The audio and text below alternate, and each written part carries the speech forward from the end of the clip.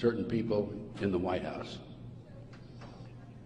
It's well documented. I have personally talked to Paul Benassi. I had a 5-hour interview with him. It's a tape that's available. I don't have it with me here, but you can order it. I have a 5-hour interview with Paul that he gave me in 1993. Paul told me how he was used. He was part of the kidnapping crew and was used as a decoy when he was 10, 11, 12 years old in parks, shopping malls, to attract the children over near where the adults were in a car waiting for them.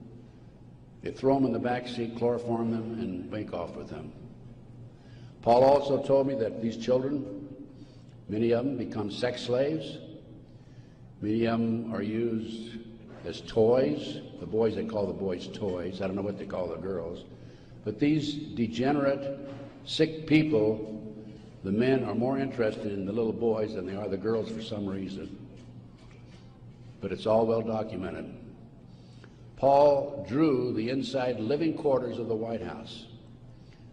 Now, this information broke in about 1987. That's about right after I entered, just before I entered the case. I replaced a fellow named Gary Caradori, who was the investigator for a Nebraska Senate committee. Gary met the official photographer of the group, who had split from the group, defected, and agreed to take the pictures that this official photographer gave him, and they met in Chicago, agreed to take the pictures back to the committee. He flew out of Chicago in his private plane, a short distance out of Chicago. The plane exploded midair, and his briefcase has never been found. He and his 11-year-old boy died. His briefcase has never been found. The rear seat of the airplane has never been found. I had made every attempt possible to obtain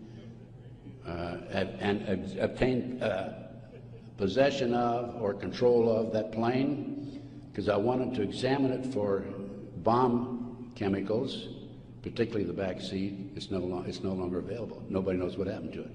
Gary Caradori was a civilian, yet it was taken to a military base for examination. A deputy sheriff was the first one on the scene. He saw the pictures. He started picking up the pictures. An FBI agent came along, took the pictures away from him, told him to keep his mouth shut. He started talking to a few people. A year later, his wife was murdered. He's no longer talking. This international child kidnapping ring, I later learned, was out of Washington, D.C. It was very active, and the organization is known as the Finders. And I have a report on the Finders back there. Everything I'm telling you is documented, by the way. The Finders has been established and operating throughout the 1960s up to the present time. It was exposed in 1987. They moved their operation to Wichita, Kansas, and they're operating right today in Wichita, Kansas. I have taken my report to the FBI half a dozen times, demanded an investigation, and I have yet to be interviewed. So we have the Finders, we have the Franklin cover-up, which documents what I'm telling you. We have the pawns in the game. Pawns in the game is the Illuminati. This is the Illuminati/satanic movement in this country today.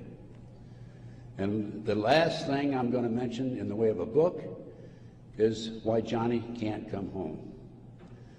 Johnny Gosch was, September the 5th, 1982, a newspaper boy on a Sunday, and he was about to deliver his newspapers in West Des Moines, Iowa. He never delivered any newspapers. He disappeared. The mother, Noreen Gosch, was dumbfounded, didn't know what happened, demanded an investigation of the FBI and by the West Des Moines Police Department.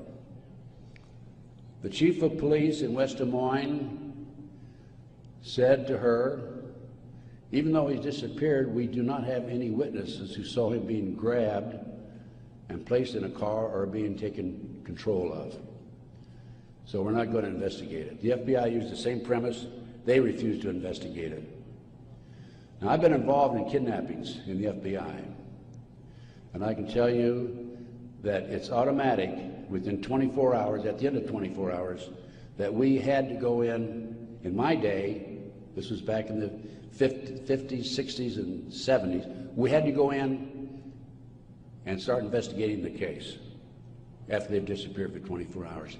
Today, as I stand here and you sit there, the children are disappearing in this country at the rate of 83 per hour. That's over 700,000 children a year. Now, I can go back to July 1982. The Reader's Digest claimed there were 100,000 children disappearing every year. There's another statistic that I find very interesting, and that is that it is estimated 2,500 children are kidnapped and murdered in this country every year. That's an unbelievable figure. Yet, the FBI refuses to investigate it. Now, after the Nebraska case, and part of the Nebraska case, most recently, we have a young man named Jeff Gannon, who has appeared in the White House using a fraudulent press pass. This has happened within the last month. Certain people in the White House were questioning him and were suspicious of him because when he would engage in a press conference with the president, President Bush, he was asking what they call soft questions. Soft questions meaning the president would have an answer for them, he'd look good. Somebody started checking into his background. They learned that he was actually an individual named Jim Guckert. This is all on the internet, by the way. And Guckert had a homosexual website. So Jeff Gannon is an alias of Jim Guckert.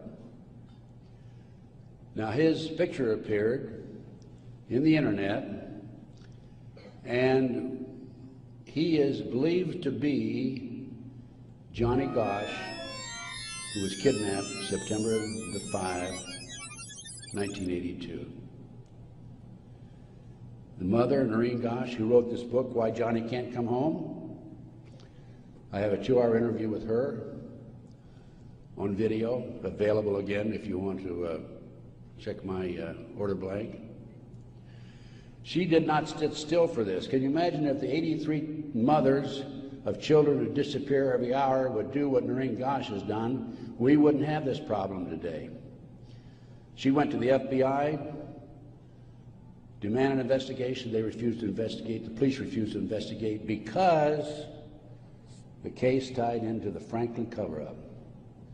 Some of our top politicians in the country, leading businessmen, Harold Anderson was identified by the children. The head of the Nebraska Forestry Service was identified by these children. There are 80 children came forward in this Nebraska case. And it goes, as I said, right up to the White House. In 1987, according to Paul Benassi, he was furnishing toys, or little boys, young boys, to the sick people, certain sick individuals, in the White House itself.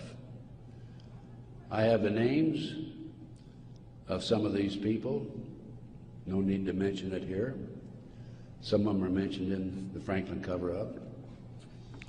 But it does appear that Jeff Gannon is, in fact, Johnny Gosch. Noreen Gosch, the mother, has looked at the pictures. She believes it's Johnny Gosch because he has a scar on his right cheek about the size of a nickel. It's white. Gannon has a scar there also. Little Johnny Gosch had a birthmark on his left chest about 8 inches long.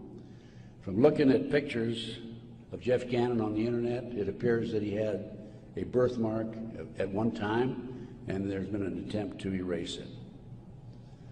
I personally talked to one of the youngsters who was involved in this network. I've talked to several of them. And he assures me that Jeff Gannon is, in fact, Johnny Gosch. Well, how did Johnny Gosch get from West Des Moines, Iowa, 12 years old, all the way with the phony press pass into the White House as of a few weeks ago? Well, what happened to Johnny is that he was transported from West Des Moines, Iowa to Sioux City. He was placed on a farm for 3 weeks, sexually molested. He was taken to the mountains in Colorado, placed in a cage in a house of some sort, or a cabin, and then later he was used as a sex slave. They didn't kill him, they didn't sacrifice him, although a number of these kids are sacrificed in satanic ceremonies. Now, he escaped with another young man. They stole a car, and in 1997, Johnny knocked on his mother's door at 2:30 in the morning, Noreen Gosch, and said he wanted to talk to her. He was there with another young boy. He came in, he told Noreen, he says, "Mother, I was kidnapped. I've been placed in a covert military CIA-controlled, mind-controlled project and used as a sex slave." He said, "I can't come forward at this time because they will kill me." And then he left. Noreen says that's the last time she talked to him, 1997.